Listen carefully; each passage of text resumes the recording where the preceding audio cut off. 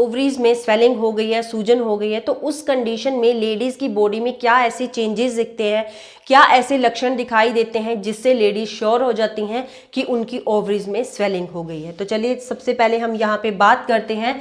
सबसे पहला, जब हमारे यूट्रस में, ओवरीज में, फेलोपियन ट्यूब्स में या वेजाइना में कोई भी इन्फेक्शन होता है, हमारे एब्डोमेन में कोई इन्फेक्शन होता है, सबसे पहला साइन और मेन साइन ये होता है कि हमारा लोअर पेल्विक एरिया होता है, लोअर एब्डोमेन होता है, यहाँ पे क्रैम्प्स के साथ पेन होना शुरू हो जाती है। मतलब एक तेज होती हुई दर्द, कभी कम हो जाती है, कभी तेज हो जाती है। तो ऐसी दर्द बहुत ज्यादा रेगुलर यहाँ पे रहना शुरू हो जाती है। ये एक मेन सिम्टम होता है कि हमारी यूट्रस में या ओवरीज में या फेलोपियन ट्यूब्स में कहीं भी कोई इन्फेक्शन, कोई स्वेलिंग हो रखी है।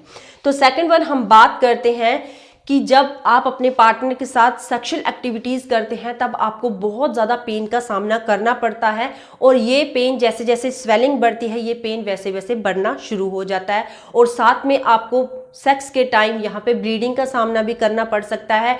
90% औरतों को ओवरीज की स्वेलिंग के साथ यहाँ पे सेक्स करते हुए ब्लीडिंग हो जाती है। नेक्स्ट हम बात करते हैं कि जब आप यूरिन पास करते हैं या स्टूल पास करते हैं तो उस टाइम भी आपको बहुत ज़्यादा मात्रा की जो दर्द होती है वो सहनी पड़ सकती है।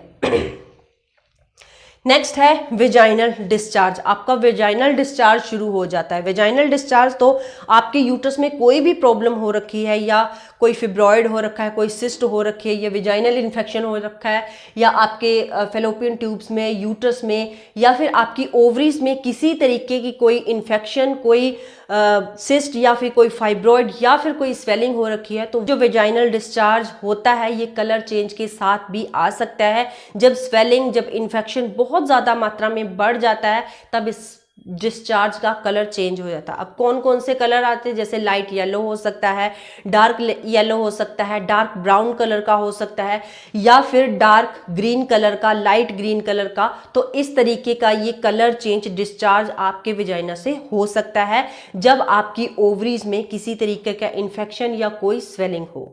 तो नेक्स्ट इसका लक्षण है कि आपका पीरियड्स टाइम इंक्रीज हो जाता है। पीरियड्स टाइम इंक्रीज होने का मतलब क्या है, मतलब जैसे नॉर्मली 5 से 7 दिन पीरियड्स के टाइम में ब्लीडिंग चलती है, लेकिन जब आपकी ओवरीज में कोई दिक्कत है, ओवरीज में कोई स्वेलिंग है, ओवरीज में कोई इन्फेक्शन हो गया है, तो उस कंडीशन में आपकी जो पीरियड्स के डेज हैं ये इंक्रीज होके 10 डेज भी हो सकते हैं, 15 डेज भी हो सकते हैं, और शॉर्ट टाइम के बाद आपकी पीरियड्स जो हैं ये स्टार्ट होना बहुत ज़्यादा नॉर्मल बात होती है। और हैवी ब्लीडिंग के साथ आपको यहाँ पे पीरियड्स आते हैं, और एक क्रैम्प्स के साथ जो पेन होती है ये भी आपको सहनी पड़ सकती है आपके पीरियड्स के दौरान।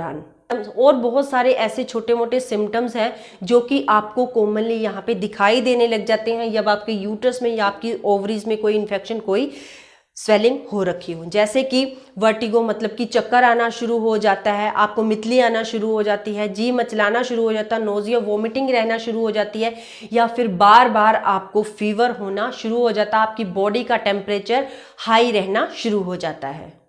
तो अगर ऐसे सिम्टम्स आपकी बॉडी में दिखाई देते हैं तो इमीडिएट आपको किसी अच्छे गायनाकोलॉजिस्ट से बात करनी चाहिए, कंसल्ट करनी चाहिए, अपने सिम्टम्स के बारे में बताना चाहिए, क्योंकि अगर आप टाइम रहते इनका इलाज नहीं करते हो, ओवरीज की स्वेलिंग का इलाज नहीं करते हैं, तो आगे लेटर लाइफ में हमें बहुत सारी कॉम्प्लिकेशंस का सामना करना पड़ सकता है।